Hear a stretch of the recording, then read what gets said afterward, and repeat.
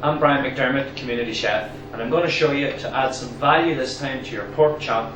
Great value, great offer from your craft butcher is the pork chop. I'm using some streaky bacon and I have a fantastic dish of a mushroom, apple and an Irish whiskey sauce. Okay, so we're going to take our pork chop, a fantastic piece of meat, really underrated is the pork, and something different here to do with your pork chop and a little bit of streaky bacon. Just ask your local butcher for both. I'm going to cut our pork chop right down the centre, keeping the fat on here. Cut it into a nice dice, like so. Okay, and we're going to get about 10 pieces from this. So we're going to take our streaky bacon, we're going to wrap it around, neatly around that pork chop, and remember now you're only using half your pork chop, and with the second piece of streaky bacon we're going to do the exact same, and it's going to create what I call lovely little rosettes. And take a little cocktail stick, okay, and just where the bacon meets, I want you to secure the cocktail stick the whole way through that, and that's just going to hold our meat together. Now you can do these in the early afternoon and have them prepped up. They're actually great to have prepared in advance.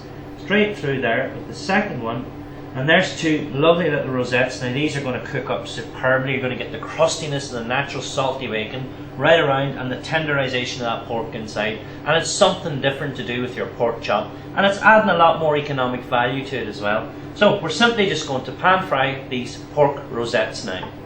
So we're going to dry heat our pan, a good thick based bottom pan here again, just to get that heat in there. And I'm going to add to that just 1 tablespoon of good quality Donegal rapeseed oil. And just let that heat gently. And then you're going to place your rosettes like so, without moving them. Nice sizzling going on here, nice sound. Swivel that oil in and around them, and just let them gently cook. The sealing, the nutrition, the flavour, the juices, let them caramelise up lovely, and just watch the bacon getting lovely and crispy here. So leave them for a couple of minutes, and in the meantime, just with the raw meat, clean down your board, clean your hands and your knife.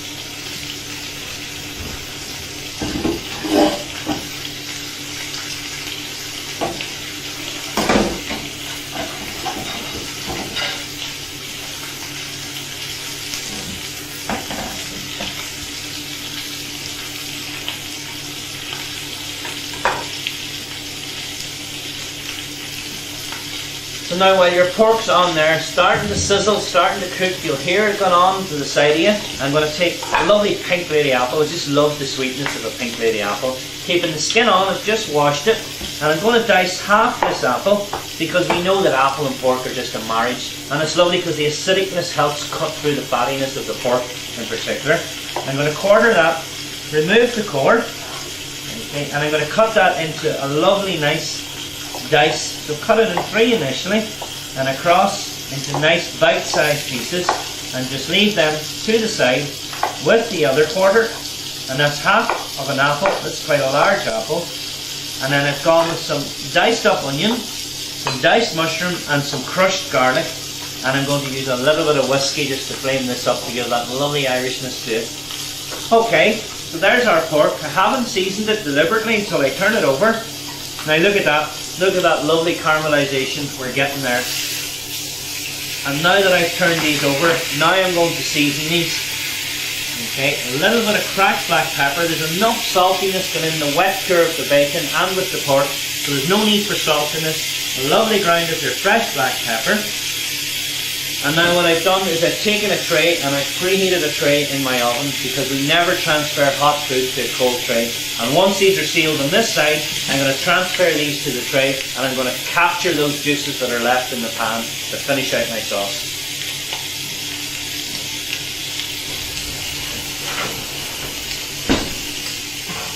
So there's our hot tray coming from the oven. Listen, you need to hear that. It needs to continue the cooking and not to cool that down. And we're going to transfer these now to the oven for about 8 minutes. And with pork you want to cook it through thoroughly, but not too dry. Retain some of them juices, and we'll do that by the sealing in, which we've done here.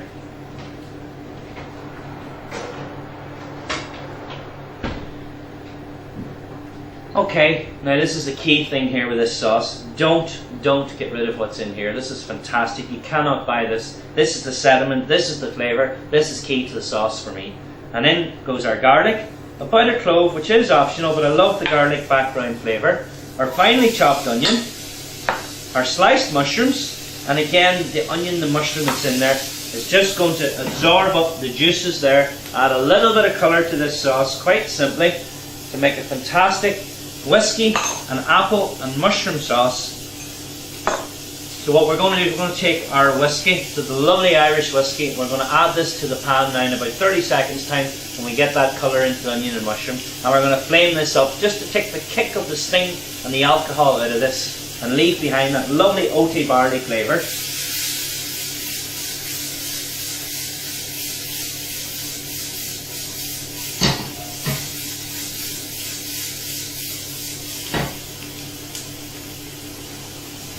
Okay, so now you see we've got that lovely brownness. The juices have all absorbed into the onions, into the mushrooms. It's packed full of flavour now, natural coming from the meat.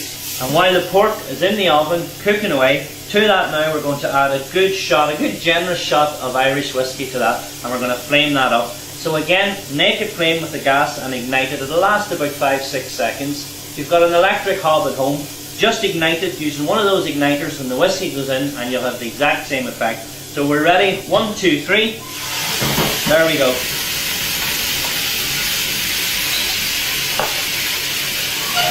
That's great. It's great cooking at home. You have the fan above you and it'll take in that heat.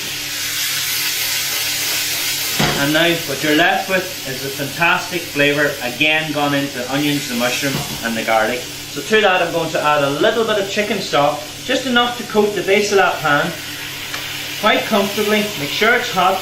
It won't slow down your cooking, and we're going to allow that just to reduce for about 3 to 4 minutes now, and we're going to finish that off with a little combination of both creme fraiche to be healthy and a little bit of cream to stop it from splitting there. And then I'm going to drop in my nice apple pieces, red sweet apple with the skin on, and a little bit of chopped parsley at the end of this. So now that you've reduced your stock, lovely, we're going to add into that our lovely chunks of apple. And that's going to hold that together, so you're getting like an apple sauce in there, and it's a lovely natural fresh apple flavour. And now goes our nice thick creme fraiche along with our cream into that. Just to finish that out, we're going to let that cook, and it's going to get lovely and warm, a lovely colour going into that just in the next 30 seconds to a minute. Now in the meantime, what you can do with the other half of your apple that you have left, just get a dry pan and put it onto the heat there. We're going to cut that into a lovely slice. We're going to need 2 slices for what we're going to do. And to that we're going to drop in the tiniest little pinch of our rapeseed oil. And we're simply going to caramelise a little bit of apple. This is so simple to do, and it gives lovely effect and a lovely garnish to your dish like this at home. This will be great for a little dinner party if you're having it at home. So in it goes, a little bit of heat, lovely and gentle. Okay, we're going to let that cook just for a minute or two while we're finishing off our sauce, while we're waiting on our pork to cook in the oven. And to that I'm going to add a lovely sprinkle of sugar. I'm using a light brown sugar, and that's going to caramelise that up absolutely beautifully. There we go. So we're going to warm up our plate. Just move that to a bigger heat, just to speed that up. And I'm going to warm up my plate in the oven.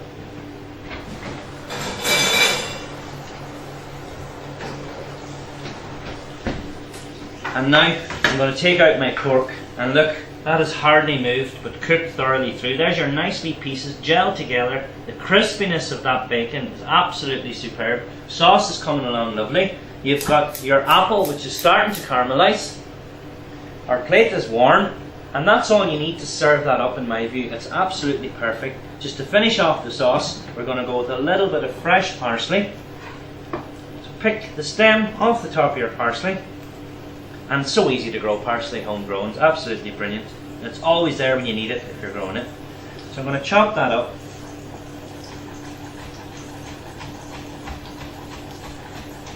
And again, it's just, parsley is one of those lovely fresh herbs just to go in at the end of cooking. Lovely and light.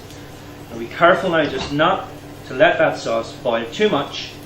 We're keeping it very, very simple. Lovely flavour of apples, lovely flavour of mushrooms. We want the whiskey to come in the background, and the nice acidicness coming from our apples. So again, we've got sweet and sour going on, we've got natural saltiness going on, we've all our taste buds there, so we'll have a relatively fantastic tasting dish. Okay, just with our apple, just flick that over, and on there with a little bit, second little coating of your light brown sugar, onto there, caramelise that, and in effect what I'm doing here is I'm making a natural applesauce. I'm not a big fan of the convenient applesauces when you can make it so simply. And again, the citricness coming from that apple is going to cut through the fattiness of the pork.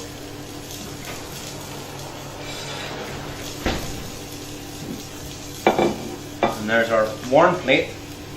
So what I'm going to do here, always remember to remove the cocktail sticks. We're going to take away that second one. There we go.